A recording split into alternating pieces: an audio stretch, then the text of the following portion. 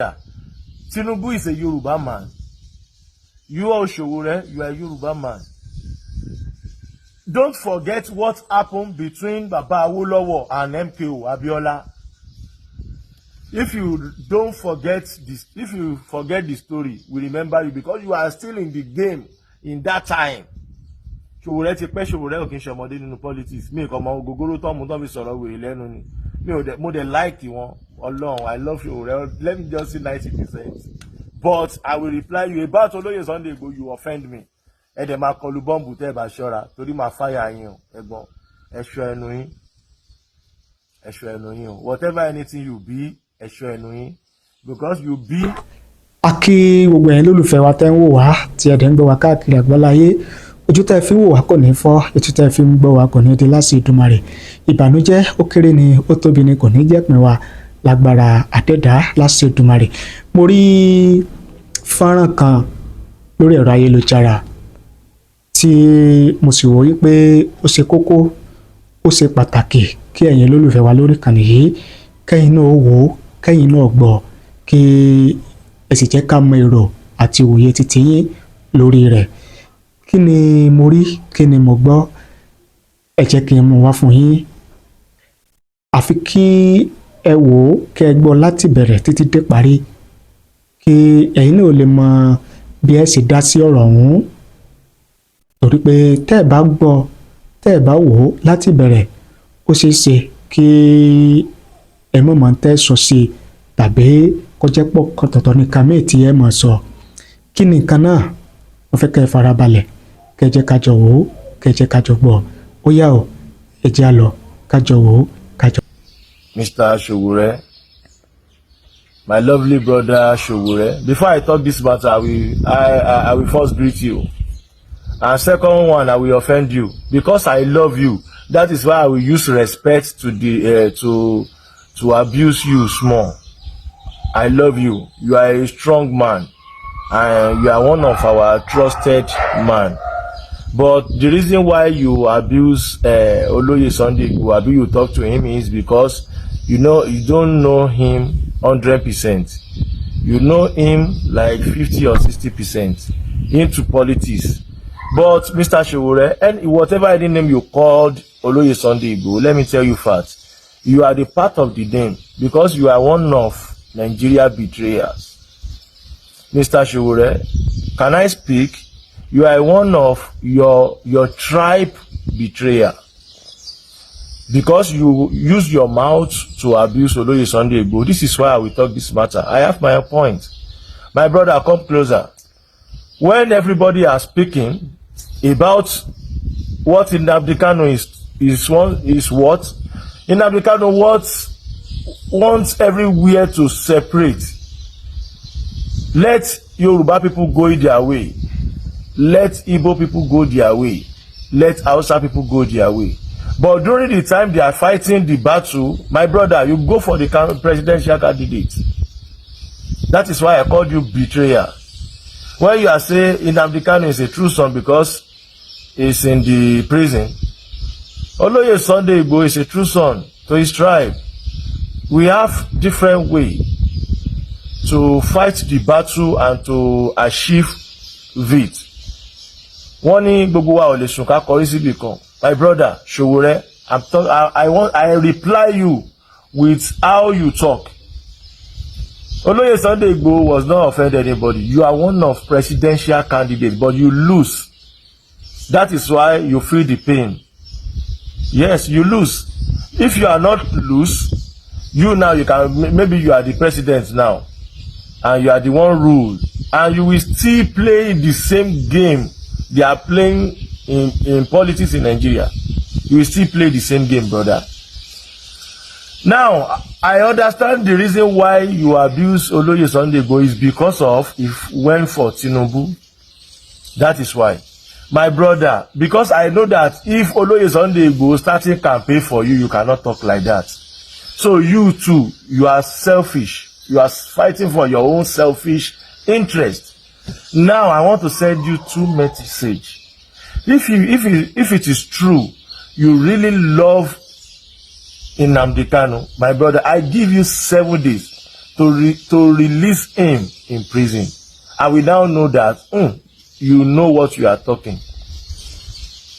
My brother, sorry ẹ má bínú English mi eléyìí tí n bá tàbọn bẹ́ẹ̀ jẹ́ bẹ́ẹ̀.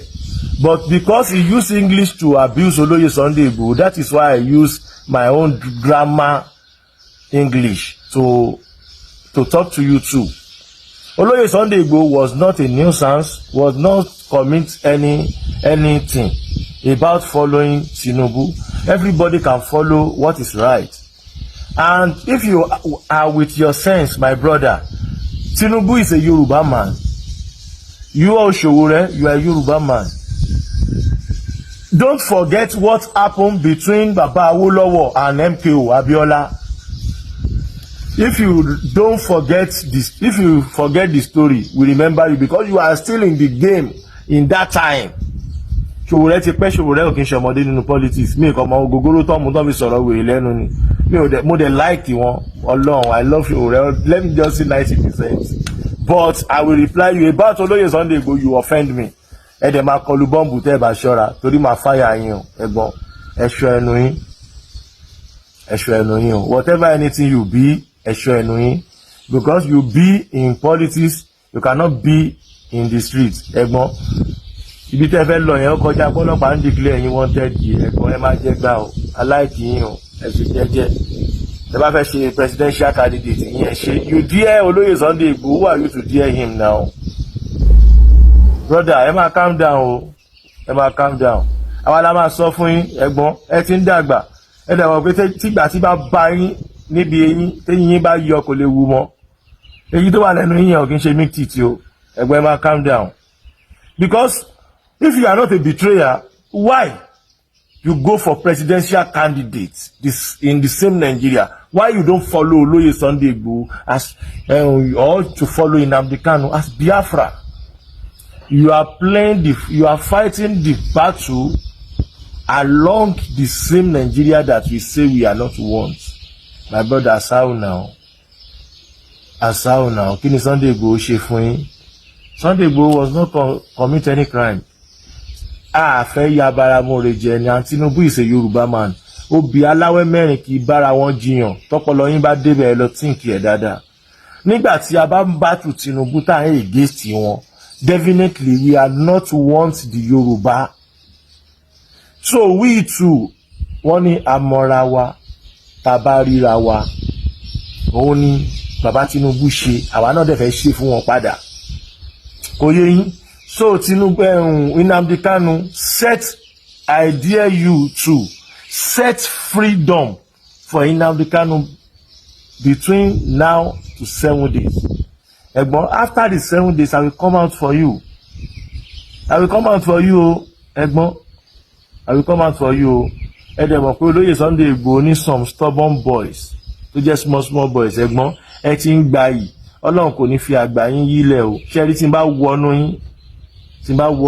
Ẹnu náà ni màá fi wọnú yín o. Tí n bá wọnú yín. Èèyàn méjì ò ní dìbò fún yín mọ́ ní country. Èèyàn méjì. Bí a ti bá fẹ́ lọ ní ríbù ẹ lè ní díẹ̀ ní south east o but tí n bá wọ ẹ má jẹ́ ń wọnú yín ẹ mọ̀ pa fẹ́ everybody ilẹ̀ gbogbo ẹ̀yin tẹ́ bá gbé candidate ẹ gbé oríkàlùkù ló bẹ́ẹ̀ tó máa follow kò yé yín tá bá love yín tẹ́yìn bá ṣoore fún wa a máa ṣe fún yín padà but nǹkan tí ò lè mú yín yọ wanted kúrò lọ́rùn Omoye Sunday Igboho ẹ má bù. I will advise you to remain silent or to collect woto. I see you as an important person, that is why I reply you. This is last warning. Sunday Media has been promoting businesses and brands through audiovisual jingle production, documentary, casting, writing, and advertising. Sunday is the best plug for organizations, companies, business owners, and individuals who want to make their dream known to public. Connect to Sunday Media International now. Visit us at 2nd floor at RGSO Raj House, Isaliabri, Ikoyi, Osun State, Nigeria. WhatsApp line +234 706 329 1779. Sunday Media International, promoting businesses and brands. mo kí gbogbo ojú tí wò mí ti ń gbọ́ mi jákèjádò orígun mẹ́rẹ̀ẹ̀rin àgbáyé. Orúkọ mi ni ambassador Àkànfẹ́ Ìwò tí mo jẹ́ agbẹnusọ fún iléeṣẹ́ X2 Ultimate Herbal International Limited. Níléeṣẹ́ wa bí láti màmọ̀ dájú nǹkan kan tí eléyìnbó ń pè ní health is wealth, ìlera lọ́rọ̀. Kì í ṣàfẹnujẹ́ nìkan tá a bá ń gbọ́ ní sétí, torí gbogbo lọ́gbọ̀ àwọn èèyàn ni wọ́n ń kojú àìsàn tí a pè ní ìfúnpá gíga. Ìdí nìyí tí iléeṣẹ́ X2 Ultimate Herbal fi ṣètò oògùn ìfúnpá gíga fún ní powder àti ní olómi. Kò tán síbẹ̀, oògùn ìtọ̀ ṣúgà ó wà ní iléeṣẹ́ X2 Ultimate Herbal International Limited ní powder àti ní olómi. Òun náà lẹ̀ ń wò yìí. Oògùn ọ̀pẹ́ ẹ̀yìn wà tí a ti ṣe lọ́jọ̀ fún ẹni tó bá ń kojú ọ̀pẹ́ ẹ̀yìn torí gẹ́gẹ́ bí ìṣòro. Iléeṣẹ́ wa níbí ní oògùn ẹ̀ tó lè bá wọn tán rẹ̀ lójú ọgbọ́n. Bákan náà, ogunlọ́gọ̀ àwọn èèyàn ni wọ́n jẹ́ oníbìísí tí wọ́n ti rora wọn pín wípé Ọlọ́run ò lè ṣe, ṣùgbọ́n tó jẹ́ pé àìsàn kan sómìíràn ní nǹkan di ọmọ bíbí wọn. Ó wà ní iléeṣẹ́ X2 Herbal International Limited fún ìwòsàn fún àwọn oníbìísí. Kò tó síbẹ̀ o, a ní ọ̀pọ̀lọpọ̀ oògùn tí a ṣe létò fún ẹni tó bá jẹ́ ẹni tó bá ní ikùn gbẹ̀ndù tó jẹ́ pé ọ̀rá ti pọ̀ jù lára ẹ̀. Ó máa bá wa burn fat, a pè ní X2 burn fat fún obìnrin àti fún ọkùnrin. Bákan náà, ní iléeṣẹ́ X2 Ultimate Herbal International Limited, a ní egbòogi èyí tá a ṣe ní powder fún ẹni tó bá ń kojú àìsàn stroke. Ó wà ní iléeṣẹ́ X2 Ultimate. Tẹ́ ẹ bá lé èèyàn tó ní lẹ́gbẹ̀ẹ́, ẹ dán wò. Ìjọba lù ú lóǹtẹ̀ fún lílò torí pé ojú dání. Kò tó síbẹ̀ o, ogunlọ́gọ̀ àwọn èèyàn ni wọ́n máa ń fi ìlera wọn ṣeré nípa ètò ẹ̀jẹ̀ lára. Iléeṣẹ́ X2 ti ṣètò X2 blood tonic, èyí tó jẹ́ oògùn tó lè pèsè ẹ̀jẹ̀ sára. Powder ló wà, a sì tún ní olómi. Káàkiri ni wọ́n ti mọ̀ wá nílẹ̀ yìí jákèjádò àgbáyé. Kò sí onírúurú àìsàn tàbí àrùn tẹ́ lè máa kojú tí a ní oògùn rẹ̀, egbòogi ẹ̀dá ti ṣe lẹ́jọ̀. Gbọ́ mi, ìjẹ́ wọn tiẹ̀ ń làkàkà nípa ọgbẹ́ inú. Ọ̀pọ̀lọpọ̀ obìnrin ni wọ́n ń làkàkà nípa fibroid, èyí tá a mọ̀ sí oyún ìju. Ikùn rẹ̀ bẹ́ẹ̀ lù yìí, wọ́n á máa rò bóyá máa tó bí ni, kò ní bí. Ogunlọ́gọ̀ èèyàn ló dẹ̀ ti náwó lé lórí tí fibroid yìí wọ́n ti gbáwọn èèyàn nítorí ẹ̀. Àìrìn jìnnà láìra bukẹ́ ọ̀kẹ́rẹ́ o. Iléeṣẹ́ wa X2 Ultimate Herbal International Limited wà ní number 30 Olúyọ̀lé Shopping Complex, New Garage Ìbàdàn. Àtẹ̀ka wa tó wà ní Assurance Royal Plaza, Asolẹ̀ Ìbàdàn. Ẹ pè wá láti request fún èyíkéyìí product wa tẹ́ bá fẹ́. 079 0153 tàbí 0806 4000 204. Diaspora number wa +353 89 49 82 845. X2 Ultimate Herbal International Limited. Health is wealth with care. God is.